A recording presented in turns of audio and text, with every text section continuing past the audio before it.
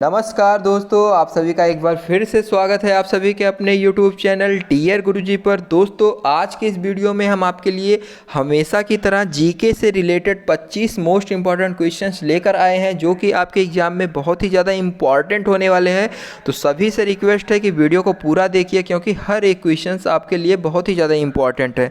तो चलिए आज की क्लास को हम लोग शुरू करते हैं। आज का जो हमसे पहला प्रश्न पूछा जा रहा है कि निम्नलिखित में से कौन सा विकल्प असंगठित क्षेत्र के लिए सत्य नहीं है।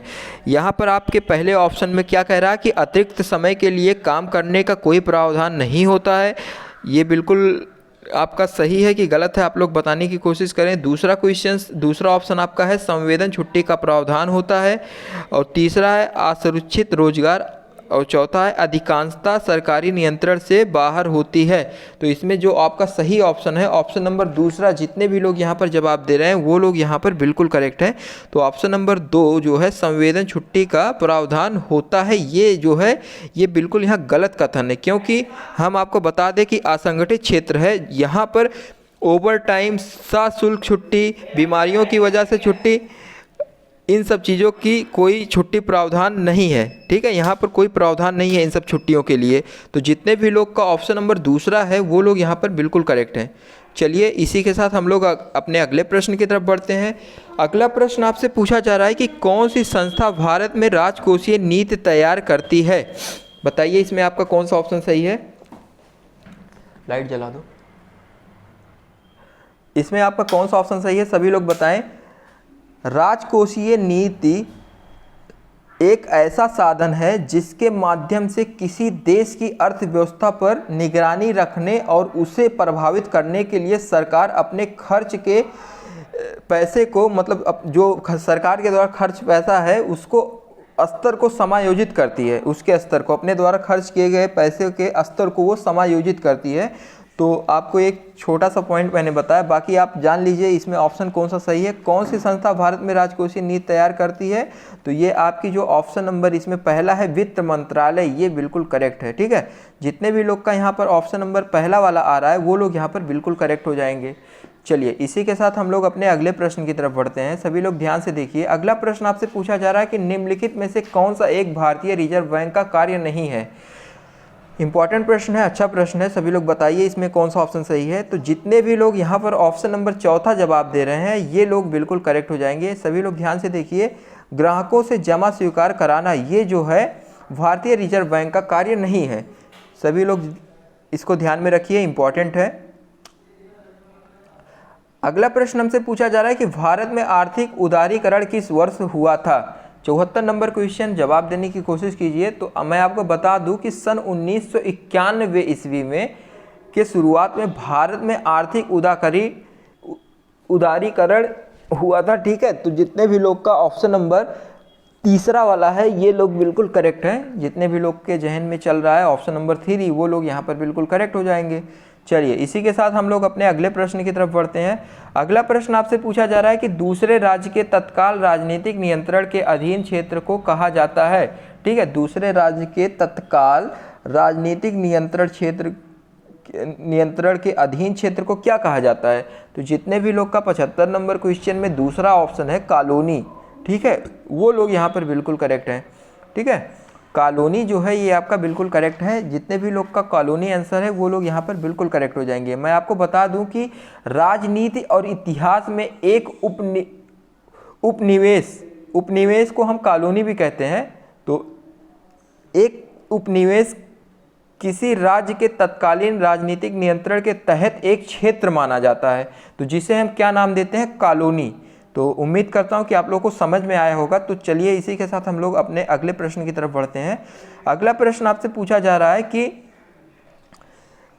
इसमें पहले पूछा जा रहा है कि डॉट डॉट में प्रत्येक वयस्क नागरिक का एक वोट होना चाहिए तथा प्रत्येक वोट एक समान मूल्य होना चाहिए। ठीक है, तो आपका इसमें खाली स्थान पे क्या भरा जाएगा, ऑप्शन नंबर आपका कौन सा सही हो जाएगा। तो जितने भी लोग यहाँ पर दूसरा ऑप्शन लोकतंत्र, तो यहाँ पर लोकतंत्र में प्रत्येक वयस्क नागरिक का एक वोट होना चाहिए तथा प्रत्येक वोट का एक सामान्य मूल्य होना चाहिए। तो यहाँ पर जितने भी लोग का ऑप्शन नंबर दूसरा वाला है वो लोग यहाँ पर बिल्कुल करेक्ट हो जाएंगे। दूसरा ऑप्शन बिल्कुल आपका सही है, लोकतंत्र। चलिए सभी लोग ध्यान से देखते चलिए। हर एक क्वेश्चंस आपके लिए बहुत ही इंपॉर्टेंट है। और चैनल पर अगर आप लोग नए हैं तो चैनल को सब्सक्राइब करिए, जिससे कि आपको हमारे वीडियोज़ के नोटिफिकेशन आसानी से मिलते रहें, क्योंकि मैं यहाँ पर आपके लिए डेली 2 से 3 वीडियोज़ प्रोवाइड करता रहता हूँ। तो आपका जो 77 नंबर क्वेश्चन है, भारतीय संविधान के किस अनुच्छेद में नए राज्य के प्रवेश या स्थापना का प्रावधान दिया गया है?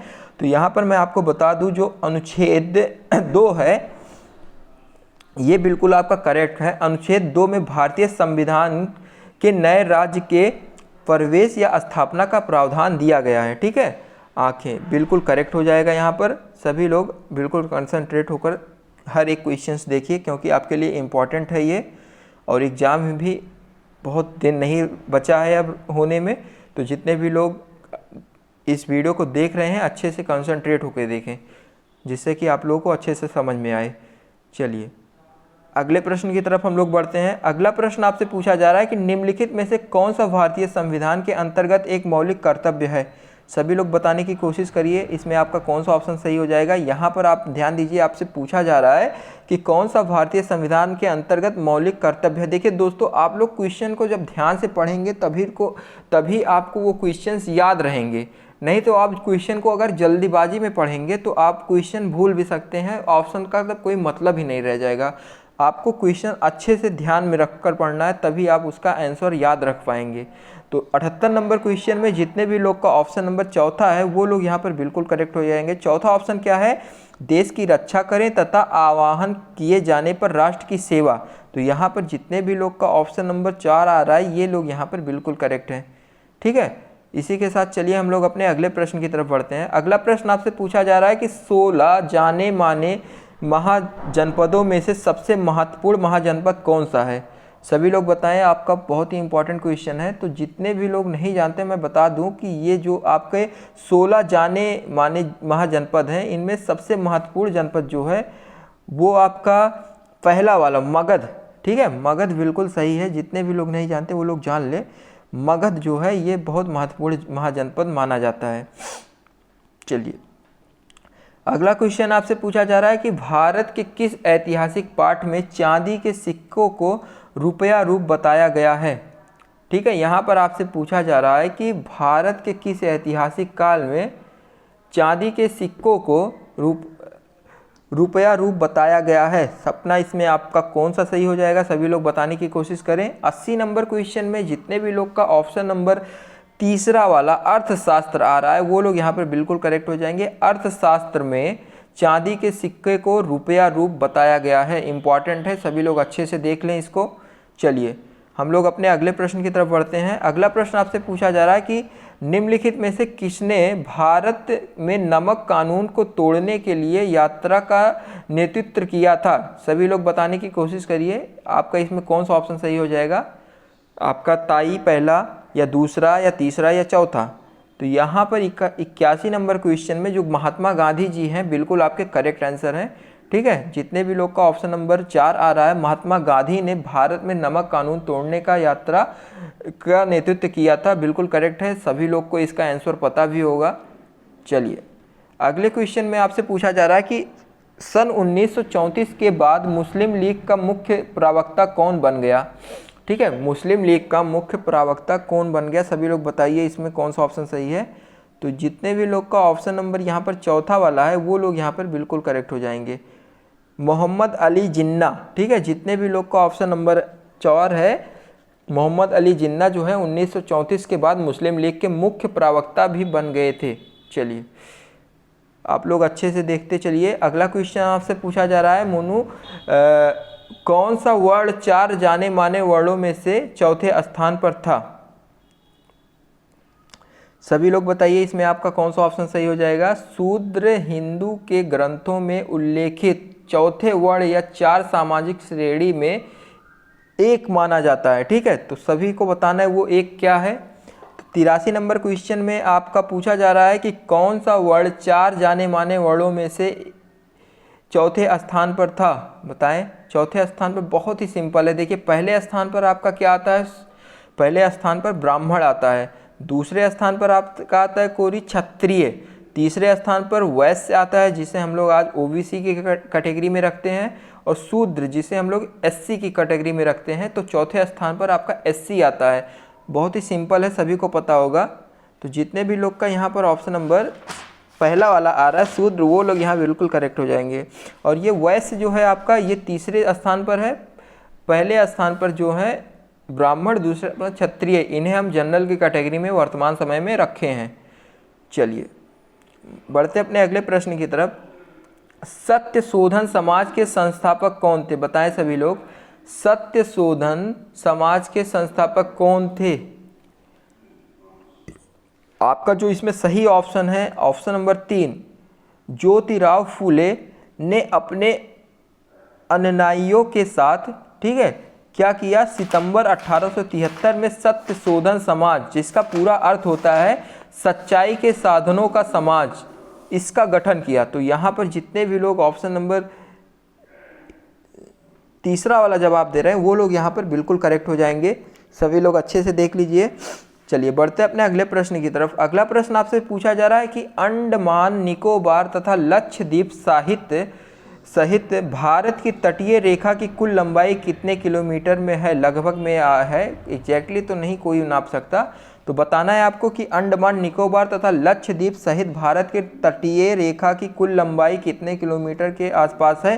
तो यहाँ पर जितने भी लोग ऑप्शन नंबर 4 जवाब दे रहे हैं 15,200 किलोमीटर से, ठीक है, मैं आपको बता दूं लगभग में बताना है यहाँ पे। तो यहाँ पर जो है 7516, 85 नंबर क्वेश्चन में 7516 ये है कुल लंबाई। और इसके बारे में मैं आपको और बताना चाहूँगा कि भारत में 15,200 किलोमीटर, लगभग इसको मान सकते हैं 9,445 मील, ठीक है, और 7,516 किलोमीटर, इसको आप मील में अगर गिनती करेंगे तो 4,671 मील।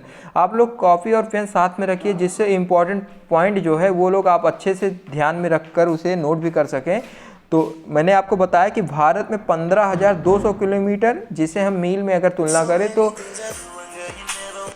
मील में अगर तुलना की जाए इसकी तो कितनी है?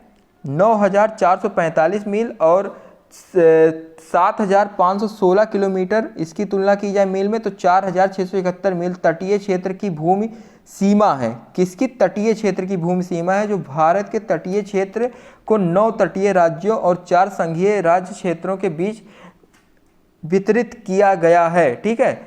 सभी लोग का जिस इसमें जो ऑप्शन है वो जो है एग्जैक्टली नहीं पूछा गया, लगभग में पूछा गया। तो ऑप्शन नंबर 4 जो है आपका, अंडमान निकोबार तथा लक्षद्वीप सहित भारत की तटीय रेखा की कुल लंबाई कितनी है? तो आपका जो ऑप्शन नंबर 4 है 7516। इसके अलावा मैंने जो पॉइंट बताया उसको भी आप लोग नोट कर लीजिए।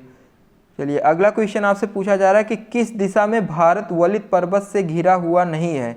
तो 86 नंबर क्वेश्चन में आपसे पूछा जा रहा है कि भारत जो है किस दिशा में वलित पर्वत से नहीं घिरा हुआ है। तो पश्चिम में है कि उत्तर पश्चिम में है, या उत्तर में है या उत्तर पूरब में है? सभी लोग बताइए इसमें कौन सा ऑप्शन सही है। तो यहाँ पर जितने भी लोग का ऑप्शन नंबर पहला वाला पश्चिम, ठीक है, पश्चिम आ रहा है, वो लोग यहाँ पर बिल्कुल करेक्ट हो जाएंगे। पश्चिम दिशा में भारत वलित पर्वत से नहीं घिरा हुआ है।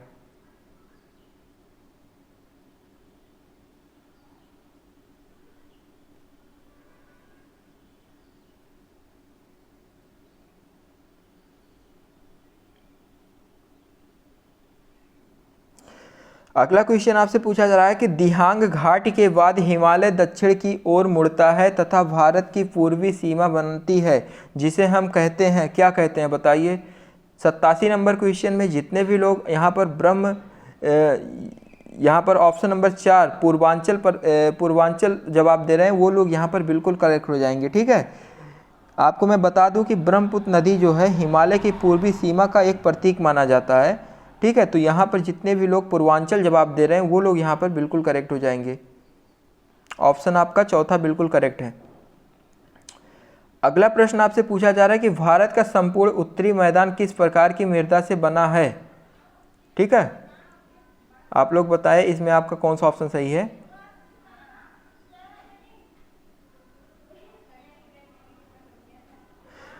भारत का संपूर्ण उत्तरी मैदान किस प्रकार की मृदा से बना है? तो 88 नंबर क्वेश्चन में जितने भी लोग जलोढ़ मृदा कह रहे हैं वो लोग यहाँ पर बिल्कुल करेक्ट हो जाएंगे। आपको मैं बता दूं कि भारत का संपूर्ण उत्तरी मैदानी भाग जो है वो जलोढ़ मृदा से निर्मित है। यह मृदा जो है देश की कुल मृदा का लगभग 45.6% भाग है। कितना भाग है, सभी लोग इसको नोट कर लीजिए, 45.6% भाग है कुल मृदा का। तो जितने भी लोग का 88 नंबर क्वेश्चन में ऑप्शन नंबर 1 आ रहा है वो लोग यहाँ पर बिल्कुल करेक्ट हैं।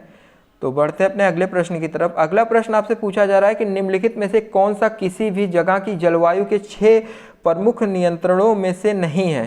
तो 89 नंबर क्वेश्चन में जितने भी लोग का ऑप्शन नंबर दूसरा वाला आ रहा है मानव प्रभाव, वो लोग यहाँ पर बिल्कुल सही हो जाएंगे।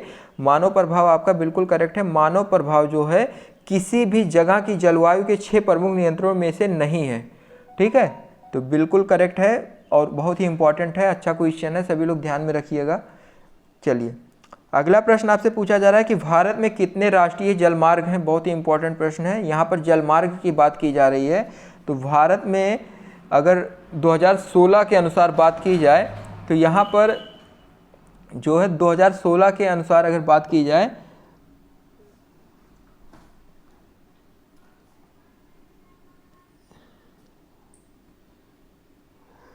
दोस्तों, यहाँ पर मैं आपको बता दूं कि भारत में कितने राष्ट्रीय जलमार्ग हैं। तो इसका जो ऑप्शन नंबर 2 है यहाँ पर बिल्कुल करेक्ट हो जाएगा। ये आंकड़ा जो है बताता है 111 जलमार्ग, ये सन 2016 के अकॉर्डिंग है। ठीक है, तो आपका जो ऑप्शन नंबर दूसरा वाला है 111 जलमार्ग हैं, तो बिल्कुल करेक्ट है। यहाँ पर जितने भी लोग यहाँ पर दूसरा जवाब दे रहे हैं वो लोग बिल्कुल करेक्ट हो जाएंगे। ये 111 जलमार्ग जो हैं इसके माध्यम से आप विदेश भी जा सकते हैं। ऐसा नहीं है कि बस भारत में ही इन जलमार्गों से यात्रा की जा सकती है। अगर आपको जैसे श्रीलंका जाना है तो जलमार्ग के माध्यम से जा सकते हैं। 111 कुल जलमार्ग हैं भारत में जिसके माध्यम से आप यात्रा कर सकते हैं। चलिए नेवी, अगला प्रश्न आपसे पूछा जा रहा है कि चुंबकीय वस्तुएं ऐसी वस्तुएं हैं जो, आपको बताना है, आपके पास 4 कथन दिए गए हैं। चुंबकीय वस्तुएं ऐसी वस्तुएं होती हैं जो एक चुंबक की ओर सदैव आकर्षित होते हैं। ठीक है, आपका क्या ऑप्शन नंबर 1 सही है?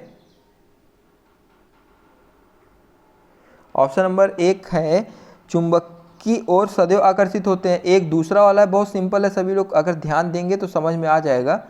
दूसरा ऑप्शन आपसे कह रहा है कि एक चुंबक की ओर कभी भी आकर्षित नहीं होती है। ठीक है, 91 नंबर क्वेश्चन। और तीसरा वाला ऑप्शन क्या है? सदैव चुंबक से दूर चले जाते हैं। देखिए दूसरा तीसरा एकदम गलत लग रहा है।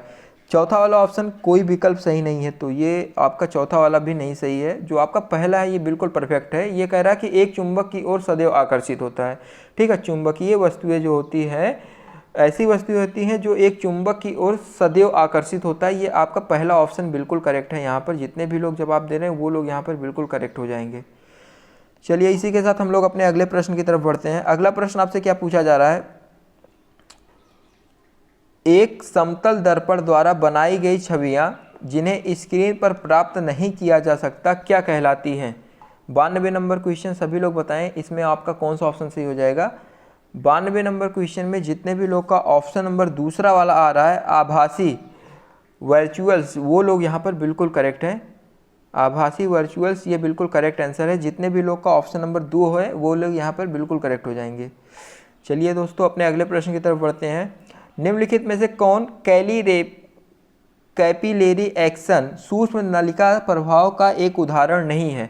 तो 93 नंबर क्वेश्चन में सभी लोग बताएं कौन सा ऑप्शन सही है। क्या स्ट्रा, आपका पहला ऑप्शन स्ट्रा घास में पानी का ऊपर बढ़ना, ये कैपिलेरी एक्शन का एक उदाहरण है, या दूसरा वाला अर्ध नलिका के माध्यम से आंसू का बहना, या साबुन के बुलबुले का निर्माण, तो चौथा वाला आपका ब्लॉटिंग कागज द्वारा स्याही का अवशोषण। तो यहाँ पर जो आपका तीसरा ऑप्शन है साबुन के बुलबुले का निर्माण, ये यहाँ पर बिल्कुल करेक्ट है। तो जितने भी लोग ऑप्शन नंबर तीसरा वाला जवाब दे रहे हैं बिल्कुल करेक्ट हो जाएंगे। अगले प्रश्न की तरफ बढ़ते हैं। अगला प्रश्न आपसे पूछा जा रहा है कि कीटों में गैसों के आदान प्रदान के लिए वायुनली के संजाल को क्या कहते हैं? सभी लोग बताएं। 94 नंबर क्वेश्चन बहुत ही इंपॉर्टेंट है। तो मैं आपको बता दूं इसमें जो आपका पहला ऑप्शन है श्वास नली ट्रेकिया, ठीक है, बिल्कुल करेक्ट हो जाएगा। कीटों और कुल अन्य अकशेरुकीय में ऑक्सीजन और कार्बन डाइऑक्साइड का विनिमय उनके ऊतकों और वायु से भरी एक नली से होता है, जिसे श्वास नली कहते हैं। तो यहाँ पर जितने भी लोग का ऑप्शन नंबर पहला वाला है वो लोग यहाँ पर बिल्कुल करेक्ट हो जाएंगे। सभी लोग अच्छे से इसे देख लीजिए, आपका पहला ऑप्शन सही है, जीवनी बिल्कुल करेक्ट हो जाएगा। आपका ये लास्ट क्वेश्चन है, सभी लोग ध्यान से देखिए। पत्तियों की सतह पर मौजूद रंध्र स्टोमाटा के माध्यम से किस प्रक्रिया द्वारा पानी का वाष्पीकरण होता है? तो सभी लोग बताएं इसमें आपका जो ऑप्शन है। तो ऑप्शन नंबर जो है सभी को पता होगा जी, ये वाष्पोत्सर्जन के कारण होता है ऐसा। तो जितने भी लोग का ऑप्शन नंबर दूसरा वाला है यहाँ पर बिल्कुल करेक्ट हो जाएंगे। पौधे के वायवीय भागों से जल का वाष्प के रूप में उत्सर्जन वाष्पोत्सर्जन कहलाता है। जितने भी लोग का ऑप्शन नंबर 2 है बिल्कुल करेक्ट हो जाएंगे। दोस्तों इसी के साथ ये वीडियो यहीं पर समाप्त होती है। अगर आपको वीडियो अच्छा लगे तो वीडियो को लाइक करिए, चैनल पर नए हैं तो चैनल को सब्सक्राइब करिए, क्योंकि मैं यहाँ पर आपके लिए इसी तरह के और भी वीडियो डेली प्रोवाइड करता हूँ। और इस वीडियो को ज़्यादा से ज़्यादा शेयर करिए ताकि और भी लोग इसका लाभ उठा सकें। चलिए मिलते हैं अपने अगले वीडियो में, तब तक के लिए धन्यवाद।